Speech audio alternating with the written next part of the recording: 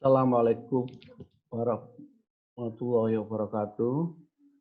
Selamat siang, Bapak-bapak, Ibu-ibu sekalian. Alhamdulillah pada hari ini kita dapat berkumpul atau di online ini bisa belajar jamur bersama-sama. Ya, sebelum pelatihan kita mulai, saya mau memperkenalkan diri. Nama saya Winardi, fasilitator mata pencaharian dari Trobonbos Indonesia.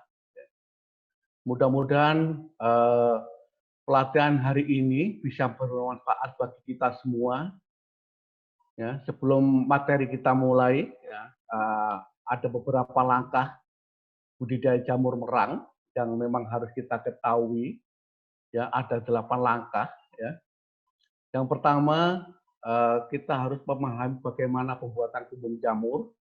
Yang kedua, persiapan apa yang harus kita lakukan dalam pertumbuhan media jamur merang. Yang ketiga, bagaimana cara pengomposan media jamur merang. Yang keempat, memasukkan media ke dalam kumbung jamur merang atau pengomposan yang persiapan pengomposannya. Yang kelima adalah persilurasi atau penyetimannya seperti apa.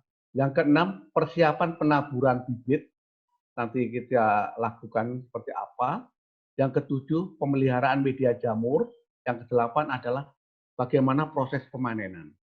Ya, ini adalah salah satu contoh dulu ya, bagaimana gambar jamur merang. Memang gambar kumbung jamur merang beda dengan kumbung jamur tiram ya. Seperti ini bentuknya kumbung jamur merang ya. Ada beberapa kumbung ini berlapis dua ya, ada lapisan luar dan lapisan dalam. Nanti kita jelaskan di bawah. Yang pertama, kita harus mengetahui bahan dan alat apa yang dibutuhkan dalam membuat kumbung jamur merang. Ya. Selama ini bahan-bahannya cukup sederhana sebenarnya kalau kita pembudidaya jamur merang. Itu cukup kalau memang ada bambu, kita pakai bambu minimal 150 batang, paku, tali tambang, plastik, PP ya, plastik PP 0,8 mili, drum ya, terus pipa besi, sprayer, terpal atau atap asbes atau daun ya. Yang berikutnya adalah penentuan lokasi. Dalam penentuan lokasi ya, dalam budidaya jamur merang ada beberapa yang harus kita perhatikan, antara lain kumbung jamur harus dekat dengan bahan baku. Kalau memang jamur merang itu bahan bakunya dari jerami, kita harus memang dekat dengan sawah. Ya, kalau memang nggak ada sawah terus dekat dengan perusahaan kelapa sawit, kita sebagai alternatif juga pakai jangkos bisa ya, media. Yang kedua adalah dekat dengan sumber air, ya, karena dalam ini juga membutuhkan air, itu banyak air juga. Yang ketiga, dekat dengan akses jalan. Tujuannya apa? Kalau dengan akses jalan, kita juga untuk mengurangi pengeluaran ya lebih banyak. Ya, kalau lokasi kumbung jamur lebih jauh, kita akan menambah pengeluaran karena untuk mengangkat butuh tenaga kerja yang mengangkat. Kalau aksesnya agak mudah, penjualannya agak mudah, terus bahan-bahan bakunya untuk distribusikan ke kumbung juga lebih mudah. Selanjutnya, bagaimana persyaratan kumbung jamur ya? Dalam persyaratan membuat kumbung jamur, dinding harus dibuat lapis 2. Ya, tadi saya sampaikan di atas. Dinding dalam dan atas menggunakan plastik polietilen. Ya, yang plastik polietilen itu plastik yang tidak mudah sobek. Ya, kalau ditarik itu seperti melar gitu ya. Yang ketiga adalah dinding luar itu menggunakan styrofoam atau bisa menggunakan terpal. Nah, perbedaan kumbung ya, kumbung di dalam ini ya. Nah, foto kumbung jamur merang seperti yang di bawah ini nanti kita lihat ya. Kumbung atas lancip bila panas maka uap itu akan mengalir ke samping. Digunakan untuk kumbung yang memiliki 2 rak, harus lancip. Kalau kumbung atas datar, uap air akan jatuh ke tengah. Ini digunakan untuk kumbung yang memiliki satu rak. Jadi dengan tujuan supaya uap itu bisa membuat kelembapan daripada media jamur yang ada di atas rak jamur. Ya.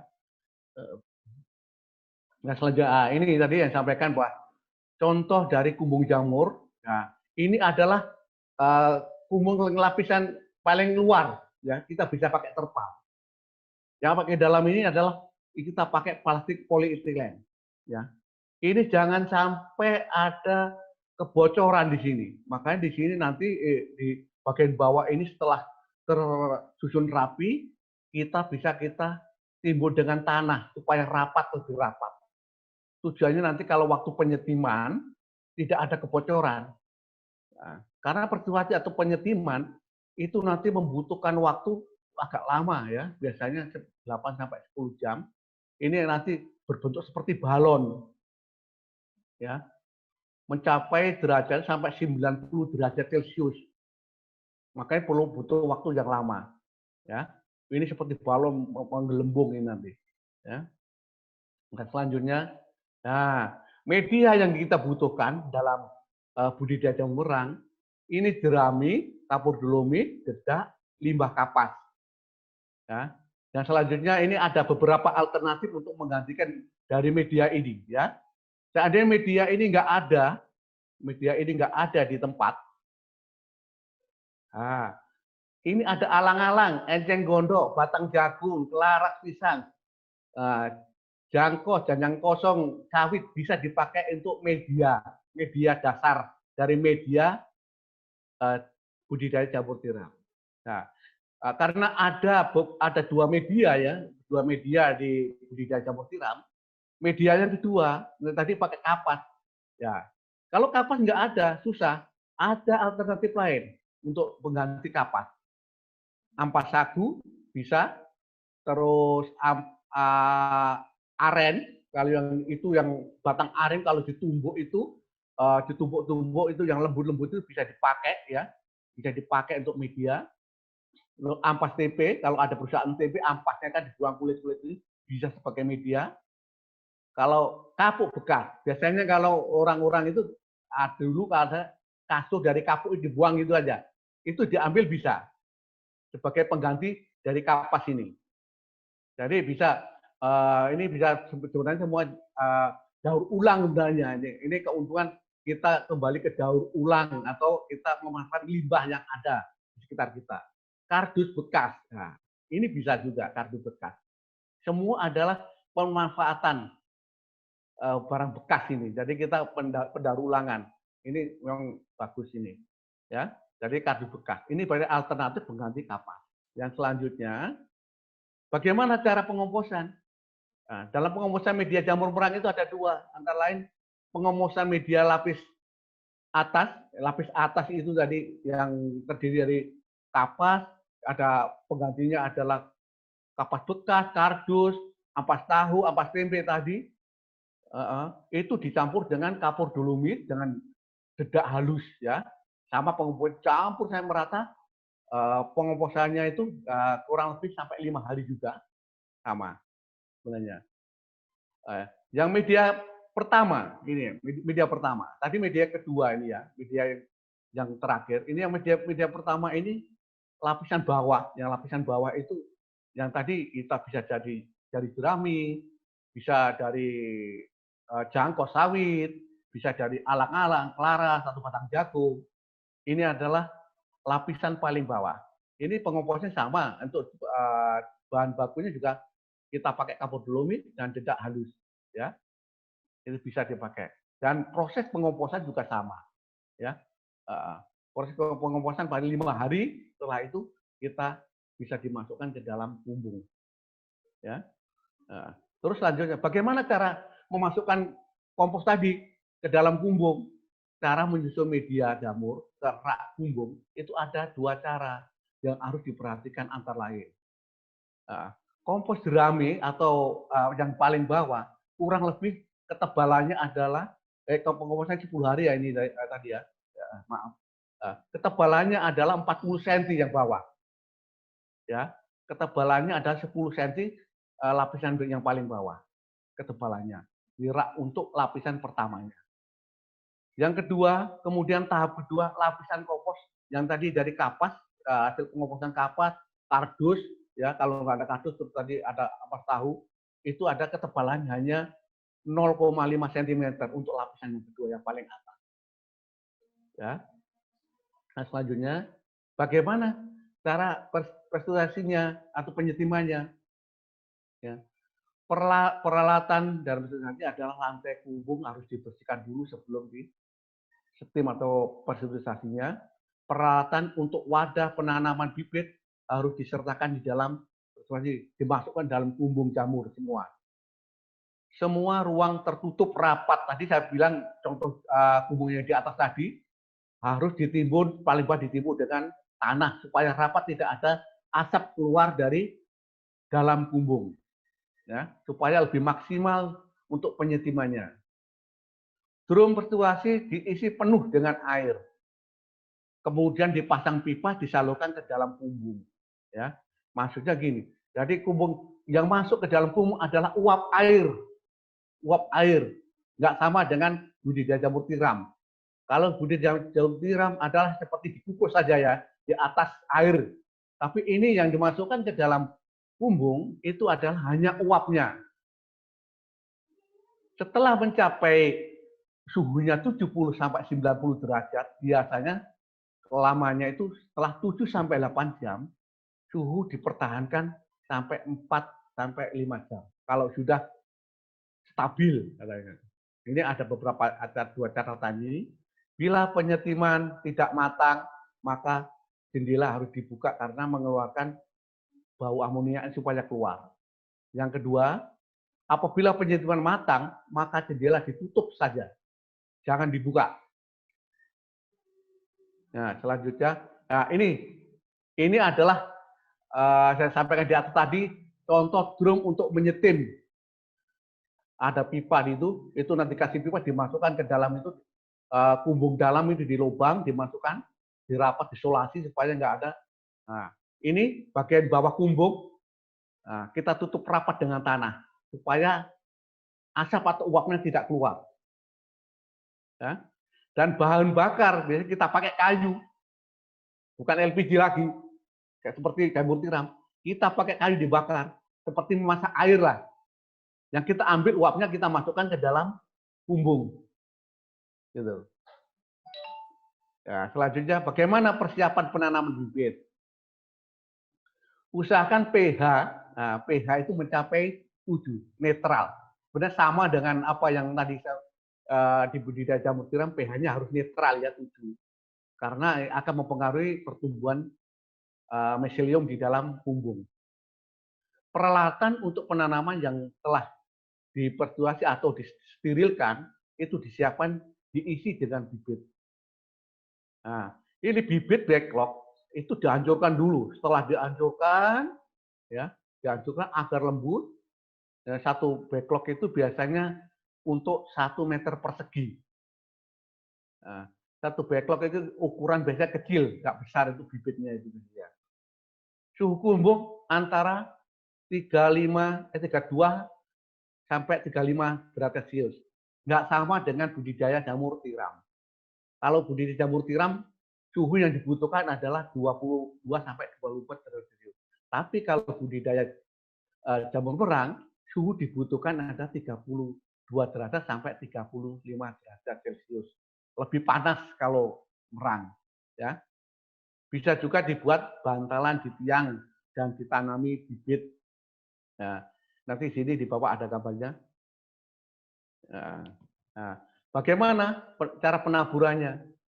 Hari pertama penaburan ya setelah 12 jam ya, 12 jam dari penyetiman itu akan karena menunggu penanaman bibit menunggu suhu sampai 32 derajat sampai 34. Ya, dibiarkan 12 jam dulu atau besoknya baru ditanam hari pertama. Ya. Usahakan penanaman bibit dilakukan pada sore hari. Ya. Hari kedua pertumbuhan miselium akan diperhatikan. Nah, karena hari kedua itu akan muncul bintik-bintik putih, itu miseliumnya yang akan tumbuh jamur di situ. Hari ketiga, bila bibit telah keluar miselium, ya itu langsung disiram. Kita pakai sprayer, disiram. Di rata semua rak-rak itu disiram semua untuk menjaga kelembapan juga. Ya. Bila bibit belum tumbuh, maka penyiraman dilakukan ke hari keempat ini, hari keempat kalau belum tumbuh. Penyiraman bibit dilakukan pada tengah hari atau jam 1 atau jam 12. Harus dilakukan seperti itu. Hari keempat, mulai hari keempat, pintu dan jendela dibuka sepenuhnya antara 16 sampai 16.15 sebentar gitu ya. Hanya seperempat jam dibuka itu. Ada jendela di atas tuh Pak Kumbung itu. Terus hari kelima jendela dibuka 15%. Pintu dibuka pukul ini 00 selama setengah jam lah. Hari ke-6 jendela dibuka 30 derajat, hari ke-7 45, hari ke-8 jendela dibuka 60 sampai 90% bila jamur tumbuhnya besar. Panen selanjutnya bisa dibuka terus kalau sudah mulai panen. Jadi tadi jamur sudah panen itu pertumbuhan berikutnya sudah butuh sirkulasi udara yang cukup bagus. Nah, ini adalah gambar cara untuk menabur bibit. Tadi dipasang ini di bawah juga, tidak hanya di atasnya, dari bawah juga disisipkan bibit-bibit supaya pertumbuhan jamur tidak hanya dari atas, di atas ini aja. Tadi dari bawah ini akan muncul jamur merang ini dari bawah atas. Dari bawah atas akan muncul jamur. Gitu. Ini pemeliharaan media. Ya. Langkah-langkah bagaimana langkah pemeliharaan media jamur kalau berumur 7 hari setelah ditanam sebagai berikut. Harus dilakukan penyiraman 3 atau 4 hari setelah tanam. Yang tadi saya sampaikan di atas, setelah tanam disiram dalam usia 3 hari sampai 4 hari untuk penyiraman ya dalam tanaman. Untuk mengubah masa vegetatifnya ya menjadi masa generatif karena penyiraman dilakukan pada siang hari sehingga jamur menjadi stres dan mengubah fase tanaman. Temperatur ruangan usahakan 34 sampai 36 derajat. Ya, temperatur media itu berarti dalam tumpukan media pertumbuhan jamur tadi itu kita lihat aja berapa derajat. Nah, lebih panas daripada di ruangannya. Karena tumpukan jerami tadi media-media pertumbuhan tadi kan ditumpuk dalamnya lebih panas. Ini usahakan 34 sampai 38 derajat. Bila temperatur media itu 38 derajat atau lebih, maka akan tumbuh cendawan ya. Nah, ini tadi ya, ini temperatur media ruangan ya. Akan minolia, tumbuh antara hari ke-5 dan ke-8. Dan selanjutnya, ini yang saya sampaikan tadi. Bintik-bintik putih inilah miselium yang mulai tumbuh. Ini hari keempat sudah, yang kecil-kecil ini akan tumbuh ini. Ini perlu disiram. Miselium-miselium yang kecil-kecil ini. Seperti ini. Nah, ini salah satu contoh kalau memang kita sukses ya dalam budidaya jamur merang seperti ini. Seperti telur saja ya. Karena harga daripada jamur tiram dengan jamur merang lebih mahal jamur merang. Tapi kalau jamur merang memang kita butuh tenaga yang ekstra dibandingkan dengan jamur tiram, ya. Tapi resiko kegagalan itu lebih besar jamur tiramnya daripada jamur merang. Karena kalau jamur merang ini bisa tahan lama, bisa untuk diawetkan dalam kaleng, bapak-bapak ya sekalian. Ini bisa di kaleng. Kalau bapak-bapak ke supermarket, jamur yang di kaleng itu adalah jamur merang. Kalau jamur tiram nggak ada yang di kaleng. Lebih bagus, maka harganya lebih bagus dibandingkan dengan jamur tiram. Nah, ini panen ya. Ciri-ciri jamur merang siap panen. Nah, bila masih ada tonjolan, panen dilakukan keesok harinya. Hanya kecil tadi, tonjolan kecil, jangan sampai kecil dipanen. Juga jangan sampai masih sampai mekar. Karena kalau sudah jamur itu mekar, nggak bulat, itu harganya beda. Karena yang mekar itu lebih murah. Katakan itu sudah nggak layak dijual kalau jamur merang. Bila bulat sudah merata, jamur siap dipanen ya. Cara panen jamur lebih baik tidak menggunakan kuku, tangan, tetapi menggunakan pisau telah disterilkan. Karena apa? Kalau menggunakan kuku, ya kebanyakan media ini akan terangkat, rusak. Nah, kalau rusak itu miseliumnya sudah tumbuh, akan mati, gitu. Jadi usahakan pakai cutter yang disemprotkan dengan alkohol. Tinggalkan atau sisakan sedikit pangkal buah jamur yang dipanen. Ya, tadi diusahakan pakai cutter. Berarti kan pangkalnya akan tertinggal di situ. Media tidak boleh terangkat. Ya, tadi saya jelaskan di atas. Kalau media terangkat akan mempengaruhi miselium yang masih kecil, jamur masih kecil-kecil itu akan entah penggunaan nggak bisa besar, entah mati, ya, akan pengaruh di situ. Nah, itu tadi ya. Nanti untuk jelasnya, ya, untuk analisis usaha, modul sudah ada, itu lebih lengkap di modul. Bisa dibaca di modul yang sudah saya siapkan. Ya. Demikian ya, mungkin pencerahan dari saya atau pelatihan dari ini masalah budidaya jamur tiram. Mudah-mudahan dalam pelatihan budidaya ini bermanfaat bagi kita semua dan bisa menambah nilai ekonomi kita dan bisa kita praktek di rumahnya masing-masing, ya. Dan sampai di sini aja dulu. Mungkin nanti kalau bapak-bapak membutuhkan kita bisa menghubungi kita bisa membantu sampai di tempat bapak-bapak, ibu-ibu sekalian. Saya akhiri, wassalamualaikum warahmatullahi wabarakatuh. Terima kasih untuk semua.